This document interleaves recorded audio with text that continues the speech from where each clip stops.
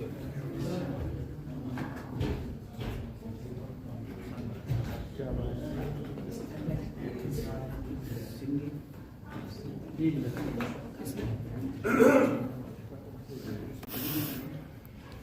panelists on the podium, please.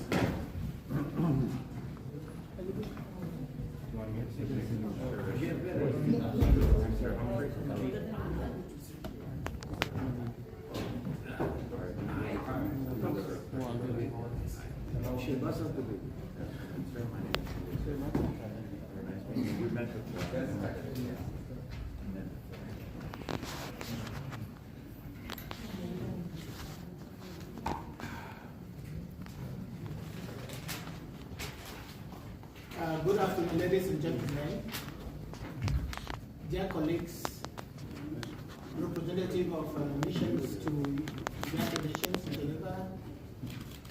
We are very happy to receive you this afternoon on a very topical issue, right of minority in South Asia.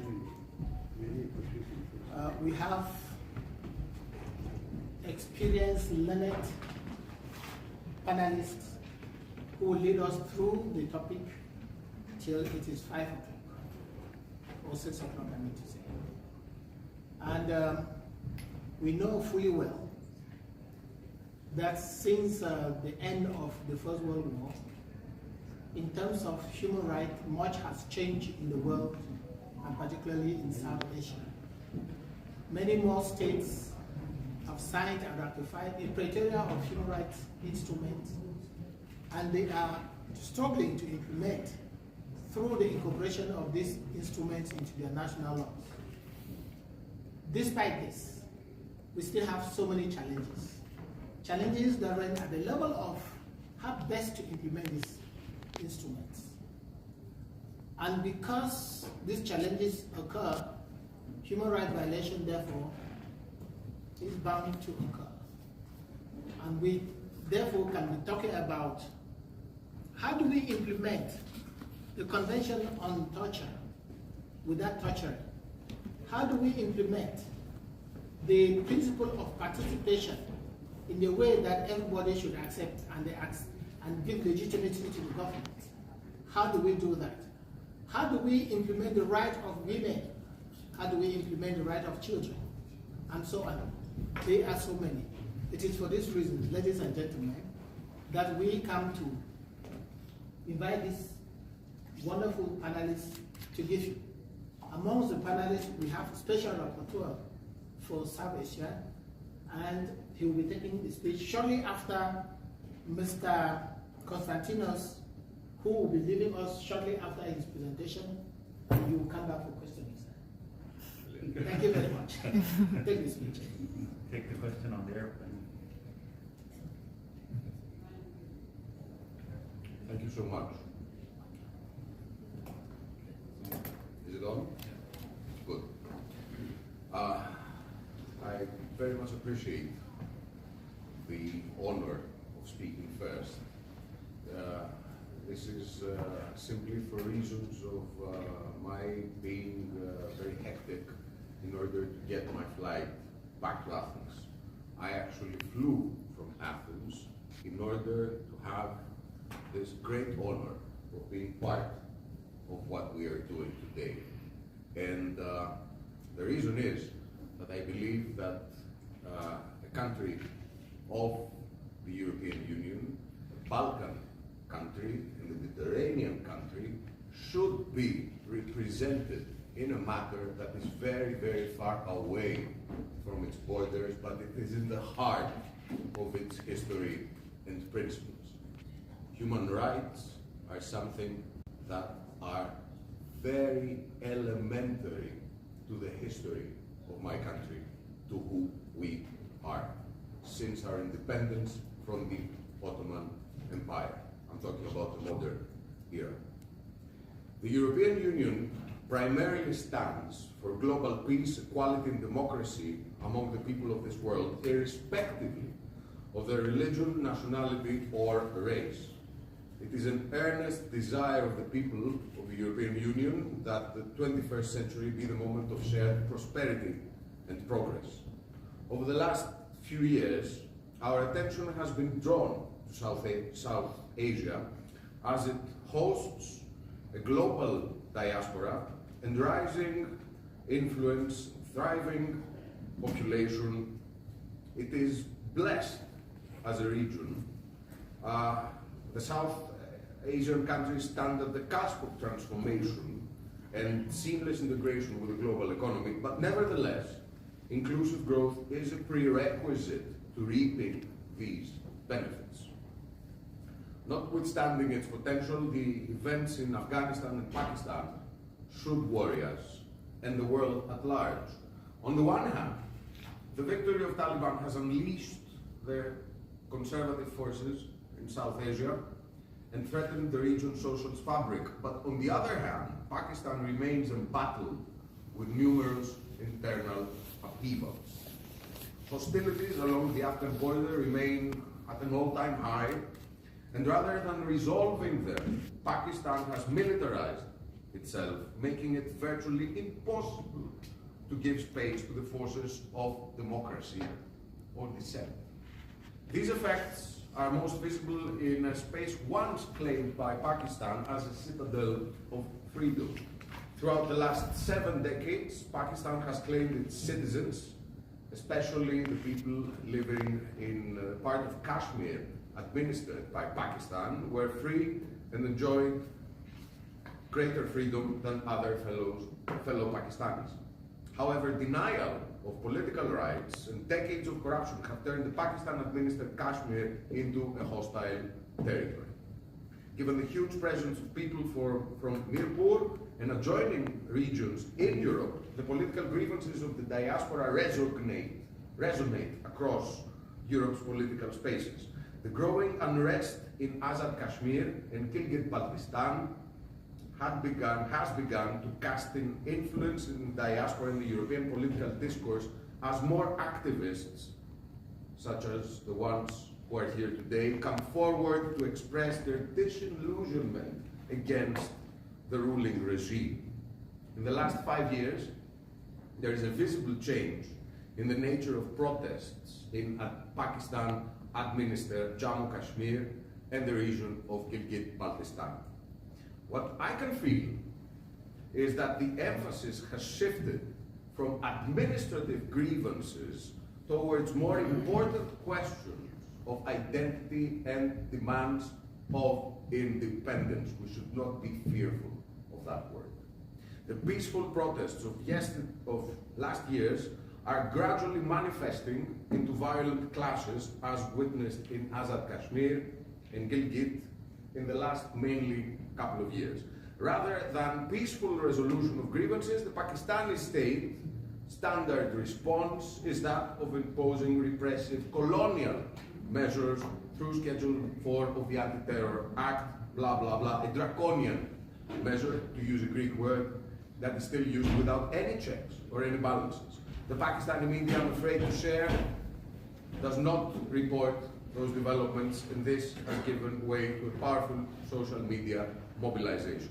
We have also noticed that in the garb of political empowerment, successive governments have initiated national reforms in the region. For instance, in the region of Gilgit-Baltistan, the Prime Minister-led Gilgit-Baltistan Council is the de facto authority for making key decisions, and not the Legislative Assembly.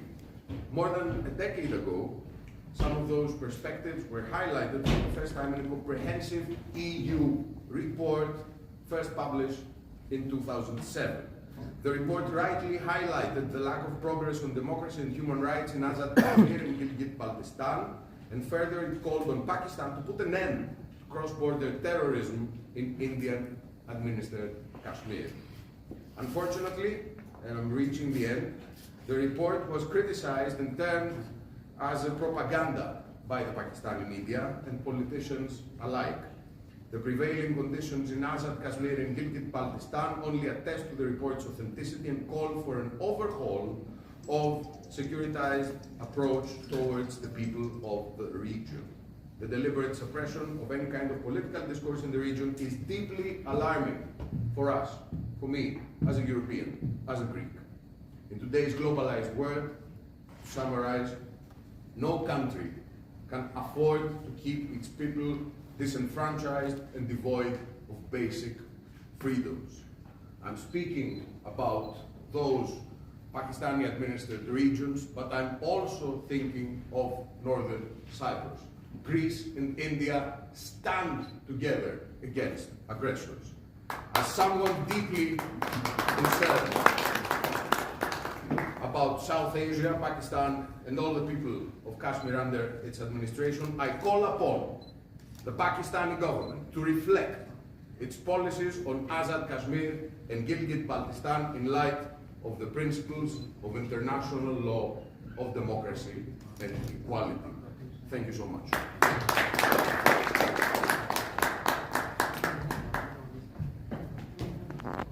Thank you very much. Thank you very much, Constantino. Mr. Constantino is an MP in the European Parliament. Thank you. I hope you will take a fast plane to come back during interactive dialogue. I will do my best. It was a great honor being with you today. And we are moving straight to the next speaker, who is no other person than Mr. Nicholas Livre. He's the Special Rapporteur for South Asia. Please take the floor. Thank you, Mr. Chair. Actually, slight correction, I'm not Special Rapporteur for South Asia. There is no specific rapporteur on that area. I'm Special Rapporteur on minority issues.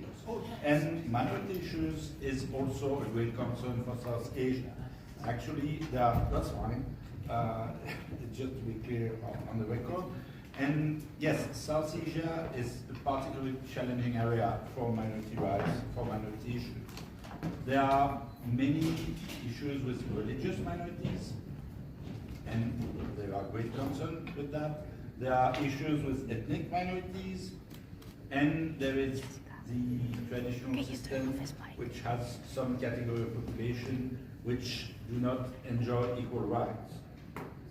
Since the mandate on minority issue exists 2006, there only has been one country visit in this area, in Sri Lanka in 2016.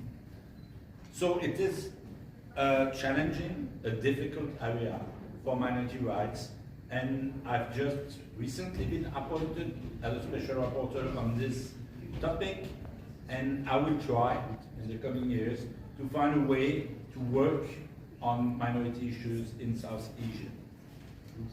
Actually, the rights of persons belonging to minority groups, whichever, constitute a specific form of non-discrimination. We have to remember that in 1948, when the UN General Assembly adopted the Universal Declaration of Human Rights, there is this Article 1st, which guarantees the universality of human rights. It's inherent in any human person. And then there is Article 2 on non-discrimination. And actually, the grounds on which discrimination are forbidden quite closely resemble the categories of minorities that are set forth in the 1992 UN General Assembly Declaration on the Right of Persons Belonging to Ethnic or National, Linguistic and Religious Minorities. And in 1948, the General Assembly, in the same resolution which has the Universal Declaration and the principle of non-discrimination, has an additional part about minorities, saying, well, it's not sufficient to have general non-discrimination, we need specific rights. They're not enunciated in 1948, but we need specific rights for persons belonging to minorities. Why? Because these persons not only enjoy universal human rights and need not to be discriminated, meaning not to be treated differently when they are in the same situation of others, but sometimes they are in different situations because they don't speak the same dominant language, they don't have the same dominant religion, and then non-discrimination implies that they are being treated differently, equally but differently. This is what minority rights are all about, and yes, it is a bit complicated to implement in many countries. So the reason why I'm happy to attend this panel discussion, and I think it's important for me to be here as a minority rapporteur, or special rapporteur on minority issues, excuse me, is to be able to identify these minority issues. Minority rights is one thing, but the mandate is about minority issues. And the issues are different in different countries, in different parts of the world. So I need such events, I need such advocacy group as you are to help me getting in the ground and understanding what the minority issues are in South Asia. And then, if we want to get things moving forward, I will have to work with governments. This is the job of special rapporteur. Somehow we have to be pushed by advocacy group. Please push us, not too strong, we should not fall, but we need to be pushed, and then we need to negotiate with governments. And I hope in the coming years, my mandate is still for almost 6 years, I hope that I will find a way to have at least one more visit in this area and to have some results. I don't know which, I cannot promise too much, but at least some improvement on some situation of minority persons in South Asia. So I'm here to listen, I will stop talking, and please do not hesitate to contact me and to help me discharge my mandate. Thank you. Thank you very much. Thank you very much, Mr. Nicholas, Special Rapporteur on Minority. Thank you for opening up, and you've stated clearly that you would like to engage with civil society, engage with any other person. So we need also to give you a push, not to push you down, but to push you so you go forward with your work and engage with the state. Push you outside. Definitely what he said is, when the right of minority continues to be violated, they tend to request for independence and for self-determination. This is the problem. And when that happens, criteria of human rights violation occur. The next on our list to speak will be Mr. Senge Siri. Please take the floor. Thank you, Honorable Chair, distinguished guests, Honorable Special Rapporteur for Minority Issues. I'm especially thankful to Chair Janab Sajjad Raja Saab and his political parties, Equality Party, Jammu Kashmir, Gilgit Baltistan, and Ladakh. I want to make sure that I enunciate the whole name, which says a lot about what he believes in, which is he's trying to bring the entire Jammu Kashmir together. He wants to unite the state of Jammu and Kashmir and become the voice of all those ethnic minorities in Jammu Kashmir which have remained underprivileged as well as underrepresented in the last 76 years. My name is Singit Sering. As the Honorable Chair told you, I come from Gilgit-Baltistan. That is also a territory of former princely state of Jammu and Kashmir. It's a very strategic area because it borders both Afghanistan and China and provides the lone strategic route for Pakistan into China. So I think given that Pakistan and China are strategic and economic partners, and China-Pakistan Economic Corridor relies on this geographic relationship that these two countries have, I believe that Gilgit-Baltistan makes it extremely important and vital for Pakistan and China, China's relationship to depend on it. As Honorable Special Rapporteur talked about minority issues, I would like to say that in Gilgit-Baltistan, the local people, although within the larger framework of Pakistan, we might be, called or defined as minorities, but within Gilgit-Baltistan, we are the majority people, right? So Gilgit-Baltistan belongs to the local people like the Sheen and Yashkun and Burushu and Balti and Waqi speaking and Khar speaking people.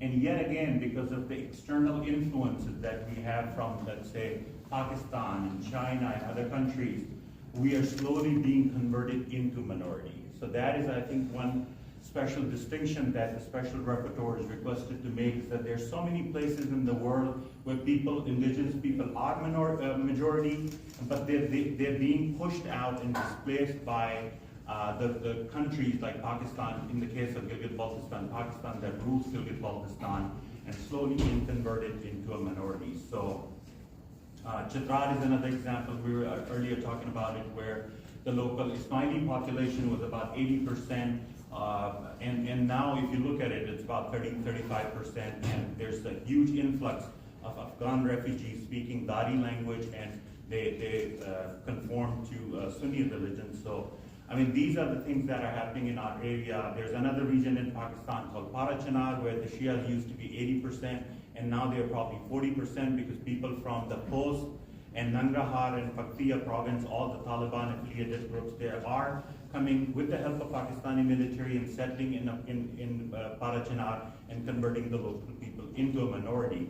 So I think this is something that is really important. You know, we believe that, people like me believe that United Nations is a body where people like me who are underprivileged, underrepresented, and not heard within the Pakistani framework, we can come here and talk and express ourselves and communicate to the international community, and to be able to communicate that we are not getting enough help, we're not getting heard within Pakistan, so we need help beyond the borders of Pakistan, which is the August Office of Honorable Special Rapporteur for Minority Issues, extrajudicial killing, for instance. We have the Office Special Rapporteur for Indigenous Communities, for education, for language. How much time do you have? You still have 3 more minutes. 3 more minutes? All right. So I believe that Gilgit-Baltistan is going through a huge transformation right now. That transformation is because the youth, like people sitting here, you know, we have people from Gilgit-Baltistan, they have the level of awareness that we did not see about 10, 15 years ago. And they make up the majority of our community right now. So that's really great, encouraging news that people in Gilgit-Baltistan, they know about their issues, they know about their relationship with Pakistan, that Pakistan is an occupier, we do not belong in Pakistan. There's a United Nations Security Council resolution that is waiting for Pakistan to withdraw from Gilgit-Baltistan so it could be implemented. And Pakistan has been violating the UN mechanisms and resolution passed by the UN bodies. And that is something that, you know, is affecting people of Gilgit-Baltistan because we don't have any constitutional rights. We have lived without constitutional rights for the last 75 years, primarily because Pakistan occupies us and rules Gilgit-Baltistan as a colony. So we acceded to India on January 26, 1950, and we became Indian citizens. But physically we remained in Pakistan because of the war that India-Pakistan had, and since then we have lived without constitution, without judicial rights, without ownership of our own land and our natural resources, and that has been exploited by the Pakistani and Chinese companies, and as well as, you know, all the jobs being taken by outsiders, and that we don't have any medical colleges, we don't have any educational institutions, we don't have any universities in Gilgit-Baltistan, no engineering university, for instance, and we're dependent on charity and handout from Pakistan. Pakistan is using food security as a weapon, as a strategic weapon. So there is a weaponization of food security right now going on, where for almost 38 days, the entire population of Gilgit-Baltistan was out on the roads. They shut their businesses. There was a shutter-down strike, and they were asking Pakistan for constitutional rights, for empowerment, for legislative bodies, for a right to vote. We have spent the last 76 years, Honorable Special Rapporteur, without the right to vote. We cannot vote. We don't have access to the Pakistani parliament. We don't have our own parliament. We don't have legislation, the right to legislate. And this is how we have to spend the last 76 years. I could go on and on, but I understand that, you know, there are more speakers in line. So I really appreciate this opportunity. Thank you so much once again. Thank you, Sabir. Thank you. I know that you were given 1 hour, you speak non-stop. You flow like a big stream. And because of time constraint, I actually don't have the time. If people have money, they will buy time from me right now. That is why I'm dishing out 10 minutes to the next speaker, Mr. Humphrey. Mr. Humphrey is from the Democracy Forum. Please take the floor. Thank you, and thank you for asking me here. It's a great privilege to be here. I'll just pick up what the previous speakers said on a couple of points. Let us take as a given that human rights are being abused and that there's a violation of the Constitution. Let us also take as a given that the unrest or the sense that the system isn't going to work for the people of this area is now becoming the call for independence, which makes it very dangerous. Now I want to give some perspective and ask in a forum like this, where does Kashmir sit? As we walk in here, we see we've got Azerbaijan, we've got North Korea. How does it fight for space against everything else that is happening in the world today, particularly Ukraine and Gaza? And to do that, I want to take us back to the perspective and the history, because so often history is being quoted, and to that faraway time in those years in the late 1940s. That's after the victory of fascism in the Second World War, the horrors of the Holocaust revealed, the American drive towards decolonization, and the beginnings of the Cold War and the spread against communism. This was a very busy time for the international community. 1947, August, the partition of India leading to the problem that we are discussing today, more than 70 years old. May 1948, the creation of Israel, the origins of the Gaza-Israel war, which is taking place as we speak. October 1949, we're compacting these events into less than 2 years here. The communist victory in China, the defeated nationalist army flees to Taiwan, a flashpoint of the global war today. All of these are issues that are unresolved. All are continuing to look for solutions.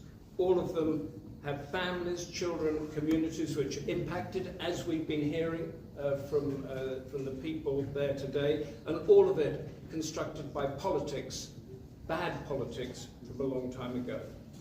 What I'd like to do is examine how two of these dealt with the situation, and then ask yourselves, or you to ask yourselves, how you want this particular situation to be best resolved. The creation of Israel, essentially a Judeo-Christian community ravaged by lethal ethnic cleansing, was given a home in the middle of the Middle Eastern Islamic society.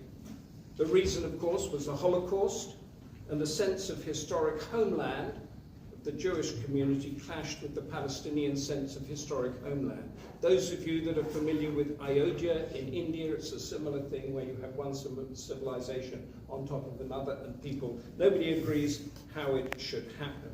Fighting began pretty much on day one. The Palestinians called it the catastrophe, and it hasn't really stopped since. Now, had an Israel, say, been carved out of a defeated Germany, I doubt we would be facing world-shaking violence, but that didn't actually happen, because people were rushing to get things done. And we are where we are. The Palestinians are a weaker community, economically and militarily. Their extremist groups, though, continued to attack, complain and attack, complain and attack, and the Israelis responded and responded and responded. For 70 years, this has been going on. And the people, the Palestinian people, continue to suffer in a dreadful way, and I'll point that out in a second. Now, this is not a point about morality, what is right and what is wrong. It is a point about reality. What do you do if you are under the threat and the umbrella of a more powerful force that you cannot defeat? That's the question that we have to ask ourselves. Now, the principles, international law, ethics, become irrelevant when you're staring down the barrel of a gun. And I don't know too much exactly about the situation that you gentlemen are of, but I can guarantee that once you start staring down the barrel of the gun, you have lost that fight. Now, unlike the Palestinians, I want to move to Taiwan. And this is an island 100 miles off the coast of the Chinese mainland that is claimed but not controlled by the Beijing government, which constantly says it will take it back by force if necessary. Now, all of us are familiar, or should be, with the threats of war that surround Taiwan at the moment. And some of those Taiwanese islands are literally a mile from the Chinese mainland, and they have been shelled, they have been tried to be invaded, they have been besieged, they have been attacked, and they have held out. Taiwan is functioning as an independent nation state, but it is only recognized by a handful of countries, mainly small Pacific islands and a few odd Latin American states. It is isolated from the international community. A Taiwanese official is not allowed to sit on this United Nations podium and give an address. Not allowed into the United Nations. Now, there's no recognition, they can't come in, this is under the One China policy, but unlike the Palestinians, faced with a far superior hostile force, they kept quiet. They kept their heads down and they built a wealthy, secure, democratic nation. They did not send rockets across to China or suicide bombers across to blow up the center of Xiamen. And its reputation, Taiwan's reputation within the international community, is not one of a victim, not one that is coming with a begging bowl asking for help. It is one of inventing technology and doing business, such that China is by far, China's enemy, is by far the biggest trading partner, and Taiwan has cornered the global market in semiconductors that we all need for our phones and laptops. It's got us over a barrel, but it is completely isolated. I want to give you an example now of how these two different ways of dealing with suppression have worked out. Taiwan's GDP per capita is $32,600. Xiamen, which is the main big Chinese megacity across the Taiwan Straits, is $21,000, and China as a whole is $13,000 GDP per capita. This is all rising living standards. We all know the China story. Israel, GDP per capita, 52,000, against Palestine, $773. How have the Palestinians fared over those 70 years by taking on Israel as they have done? That's the question. Now, Pakistan's GDP per capita is 1,500, according to the CIA World Fact Book, and Pakistani-controlled Kashmir is also around 1,500. Now, there might be some disagree with that, but that's the figures I've had. The key element there is that the discrepancy, whatever it is not as big as the Israel-Palestinian one. It's something that can be worked with. So my question, and I think it might be an unpopular one in this forum because it has a particular thing, is do the people of Kashmir want to develop like the Taiwanese, or do they want to develop like the Palestinians? And I ask you to ask yourselves that, because in the present political climate that is going to go on now for several decades, the international community will not come in any way, in any substantive way to help to raise standards of living. The people of Kashmir are going to have to do that themselves. So it's a tough one, and as we heard from the rapporteur there, it is easy to blame Pakistan for doing all these wrong things, but there are plenty of countries all over the world that are doing bad things to people that they shouldn't be doing. And there's a particular disadvantage with Pakistan because it's basically a failed state. It's ruled by an elite with a bunch of corrupt and not very intelligent generals who have kept their people in abject poverty for the past 70 years.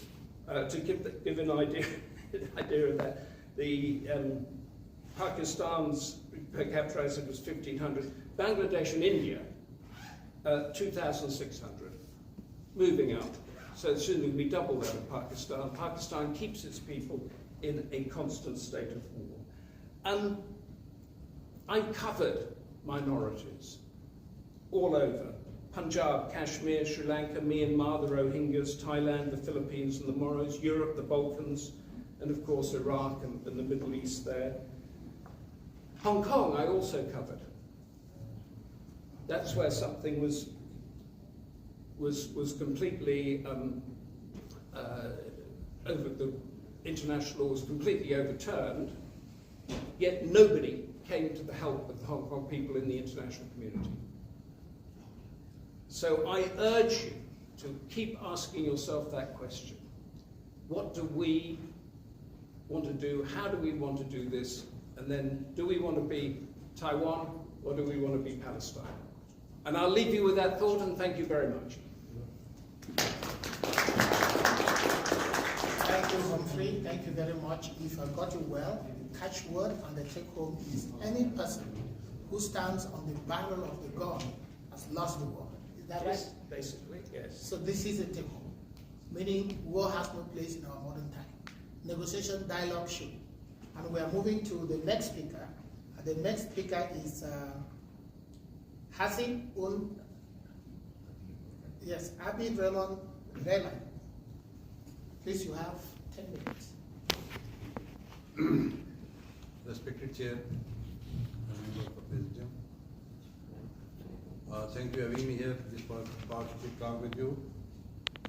And I don't want to repeat the things, as my colleagues already explained the things about the minority rights and also the comparison of the per capita income of the people of the different regions. So I don't want to repeat that. My name is Habib. I belong to state of Jammu Kashmir, which is occupied by Pakistan in October 1947. From that to till we are living under the slavery. And when someone kept you, someone occupy you, it's mean your all rights denied. Because it's not possible when you're living under the occupation and you can get the some rights and some not. Because your social, economical, religious, cultural, all rights under the occupied forces, and that was in our region, context of my region, the occupy, the Pakistan, they took everything, they snatch, they steal everything from us. Our natural resources, culture, language, everything. As far as the minority rights or role in the Pakistan, I don't want to skip myself all over the Far East or South Asian region. I'm trying to focus a little bit within the region where I'm living, where I belong, and that is who rule us, who kept us, that Pakistan. From Balochistan to Punjab, and Punjab to Gilgit-Baltistan to KJK. All the things controlled by the Pakistan state, and the instrument of that state is the Pakistan Army. They control everything. They direct the foreign policy of the Pakistan. They direct everything is there, the social, economic, everything, under the guidance, control, and order by the Pakistan Army. That's why, as the media says, everybody knows the minorities in the Pakistan on religious basis, people who belong to the Christianity, they're alive, born. The guy who is the employee of the government factory in the Sialkot, Punjab, he is a non-Muslim. He born alive there. The student of the PhD, Mashal Khan, and the Pakhtun University, 3,000 people grab him and kill them for just he raised the voice against the corruption within the university. The student of PhD, Mashal Khan, but nobody can take action. State protected the people who murdered him. 3,000 people around one guy, they killed them. And as far as you get forward in the Sindh, there is a forced conversions from the Hindu religion to Muslim religion, and voluntarily also, but there is the mostly the minorities in the Sindh under the attack and threat living there under very vulnerable conditions, their economic and social, they are very much discriminated. And getting forward one step away, there is no minority, there is a one nation that's called Balochistan. The people of the Balochistan slaughtered and genocide by the Pakistan Army, enforced disappearances from 10, 15, 12, 13 years. Nobody knows about the bureau of the people who kept them, who picked up them. This is the actual situation of within the Pakistan, the minorities. And in this situation, what the minorities play any role in the socio-economic or political scenario. So that's why I'm here. I'm talking all with you. I listen to academic people. I learn a lot of you. But as my concern, as my understanding about that region, which is where I am living, also on the state of Jammu Kashmir, which is under the control of occupied by Pakistan. So that's I am facing this thing. My people are facing this thing. My people, more than half of the population of my area of the state of Jammu Kashmir, they are struggling for bread and bread. So I think I'm getting more time. I get this one, and this was not the good speaker attitude to get this. So thank you very much.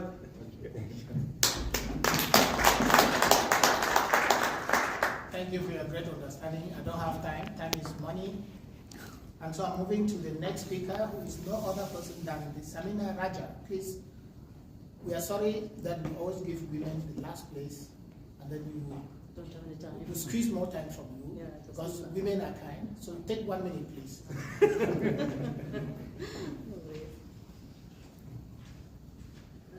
Honorable Chairman, Honorable Chairman and guests, ladies and gentlemen, my speech is quite long.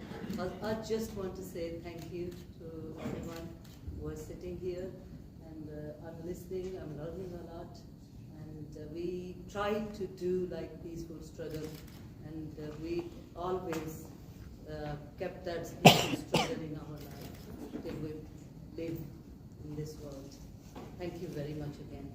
I don't have any time, that's why I leave my speech. Thank you. Thank you very much. Thank you. Time constraints is not discrimination. It's because we must make this prayer at 6 o'clock, and these people need to interact with us. And Muhammad, please take the floor. Thank you so much. Thank you, Honorable Chairman, respected guests. Thank you for having me.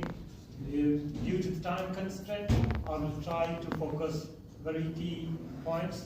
The area where I come from is predominantly controlled by the Pakistani establishment.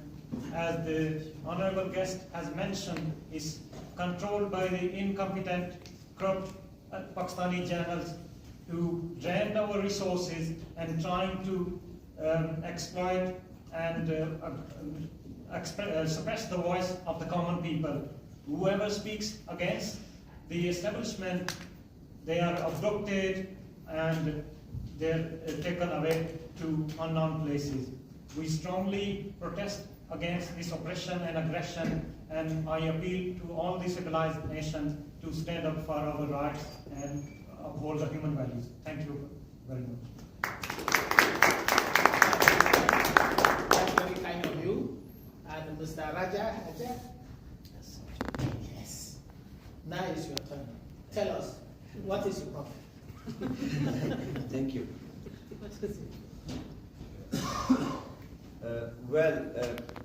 Mr. Nicholas Levin, thank you very much for being so patient and listening to all of us, my colleagues, Mr. Joseph, Dr. Joseph Chongsi, Mr. Humphrey, thank you very much, Mr. Habibur Rahman, Singh Sarin, and particularly Sherbaz Saab for giving us time. Unfortunately, it won't be fair if I take time now and I deliver a speech and then you people are left with no time, like we didn't give any time to Samina. So we are sorry for that, Samina Raja. But I think the only thing which Singh Saab mentioned, we have always been known, this message should go back to Gilgit-Baltistan. We were the first political party, a political organization and organization of human rights defenders who gave ourselves name JKGBL. It has always been, people say it is Kashmir. Then some people stand up, they say, no, it's not Kashmir, we are not Kashmiri. Then some people say, oh, well, right, this is Jammu and Kashmir. Then people from Gilgit and Baltistan, they stand up. They say, no, we are not from Jammu and Kashmir. We are not Kashmiri, we are not Jamwal, we are not Dogras. Then we say, okay, right, you are Gilgit Baltistan.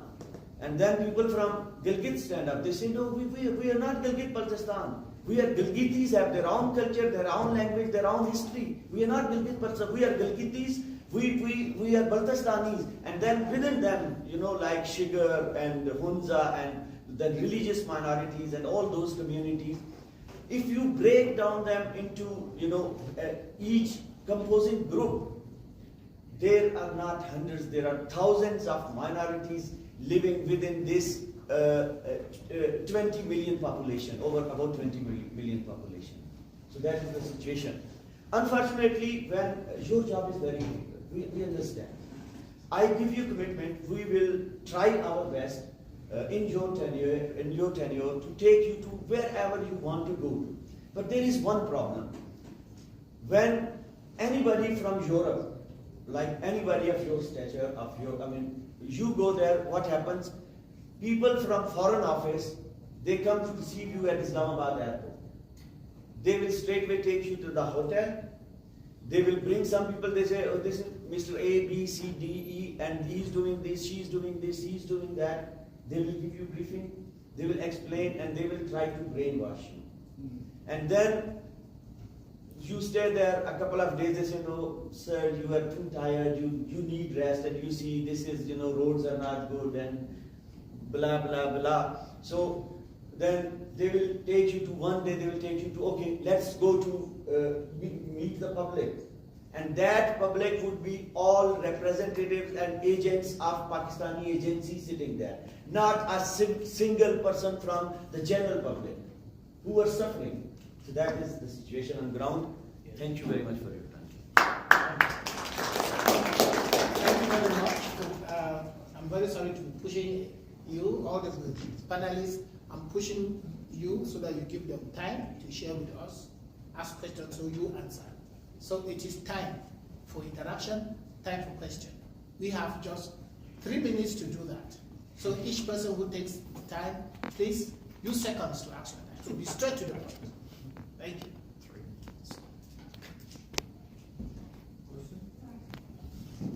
Yeah, the hand over there. Please, when you take the floor, give us your name so that we take you as a member of our family. Sure. I'm Kira Bali from the United Kingdom. I've been working on human rights issues for some time. Given the increasing atrocities against the minority communities in Pakistan, be they kidnappings, forced conversions, forced marriages, land encroachment, how are the UN leaders holding Pakistan to account, given that, it's already been mentioned, it's a failed state and nuclear armed as well? So this question is addressed to who? Anyone. All panels. Can you recap the question? How are we holding Pakistan to account for the human rights violations that are taking place on a daily basis, which are increasing? Thanks much, ma'am. Next. Yes, sir. Give us your name. Okay, I can say it. So the honored guest that sit Humphrey. right next to you. Humphrey, yeah. Yeah, but it's not on. Yeah, no.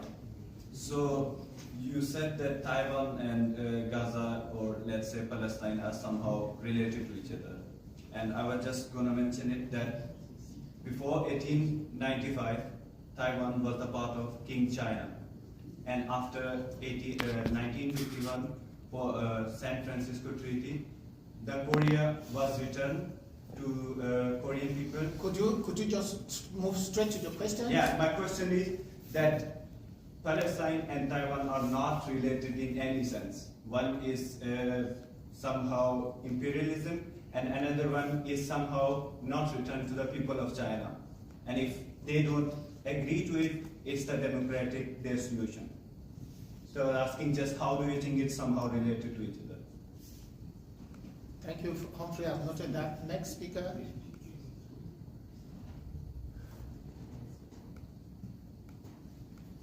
Thank you. We'll now give the floor back to the panelists. And beginning with Humphrey. Yes. So that special rapporteur can gather Yes, what I'm actually saying is the question is this, is when you are facing a hostile, aggressive force that you cannot beat, what is the best way to move forward? And forget about the Taiwan-Palestine thing, but what is the best way to move forward? Do you kiss ass or do you fight? Thank you very much. How do we hold Pakistan accountable for multiple gross human rights violations? That's a question. I'm sure our special rapporteur, specialized, has the answer. As you just said, it's a very difficult job. No, unfortunately, I don't have a clear-cut answer. As we all know, the United Nations is a state-driven organization, and it's actually the community of states that has to make decisions. Now, there are mechanisms to try to uphold states to their responsibilities. As regards the human rights field, there's a UPR. There are special rapporteurs that can engage with countries, that can denounce situations. But yes, the tools we have are very weak. So it comes back to what you were saying, what do we want to choose? I'm not sure it's a matter of money, even though economic development is also part of human rights. But considering that we're not as strong as they are, we have to be smarter. This is how we can try to find solutions. It will not be a perfect solution, but at least it will be some steps forward. And just the point you made about being invited by governments and being shown around, yes, I'm not naive. I'm old enough to have had a few experiences with that type of visit. I will make sure if I come, and I hope at some point I will get invitation, even by the Pakistani government, because in the end, as I say, it's not only state-led organization, but actually it's a state-led work. So if we want to have things moving, at some point we have to work with state authorities. So I will try, and I can assure you they will not just have me going around and saying what they want me to see. So I hope in a few years' time, 2 or 3, I can report on my country visit. We'll see. Thank you very much. Thank you, dear participants, colleagues. You have 30 seconds, please. Thank you, sir. I'm Hani Awabe. I want to ask you, with your mandate, what is the tangible progress you have to see in South Asia in the next 5 years? Whichever can be achieved. Sorry. I think we will have to be opportunistic to work on what can be done. So I don't have like a grand design or fantastic plans because I know the situation is difficult. But any step forward will be a step forward. So whichever step can be taken, let's take them. And I will need help, and I hope I will get some help. But as was said, okay, my job is difficult, but my situation is quite comfortable. I know there are people on the ground who don't have my job, but I have much worse situation. So basically, yes, I have to work with state, but I work for the people, not for the states. Thank you. Thank you very much. Ladies and gentlemen, we have gradually come to the end of our important side event. We only regret that the UN Secretariat could not give us more time because they are also, time is also money for them. And so, ladies and gentlemen, from all that has been said, we know that all the violations done by any state, particularly Pakistan, amounts to crime against humanity. And so we would want to start reflecting that should this continue, we will have no other option but to request the International Criminal Court to come in and investigate. That would be difficult. And so it is important that the state concerned take its responsibility to protect. And on this, we come to the end of our side today. Very important announcement. Very important announcement. We know the 1 hour you sat here, you're hungry. We're inviting you for dinner at Sajina at 7:30. 7:30.